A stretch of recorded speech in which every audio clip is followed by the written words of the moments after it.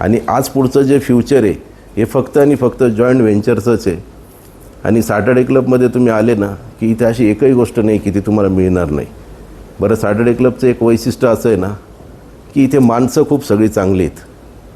इथे तुम्ही कोणत्याही व्यक्तीला भेटले ना तर असं वाटणार नाही की आपण यांना पहिल्यांदा भेटतो आहे, खूप वर्षानंतर भेटतो आहे. आणि सॅटर्डे क्लबचं एक कल्चर आहे. सॅटर्डे क्लबमधले जेवढे पण उद्योजक आहे हे एकमेकाच्या रिलेटिव्हला भेटल्यानंतर जेवढा आनंद नसेल ना होत तेवढा एकमेकाला भेटल्यानंतर होतो. हे कल्चर आहे सॅटर्डे क्लबचं. हे डेव्हलप झालेत आणि हे इतक्या वर्षापासून ही संघटना काम करते आहे.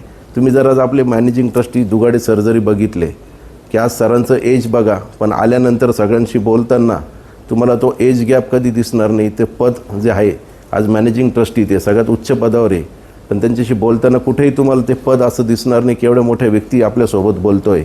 इथे सगळे लोक जे आहेत ना हे ग्राउंड लेवलवरती असणारे लोक आहेत.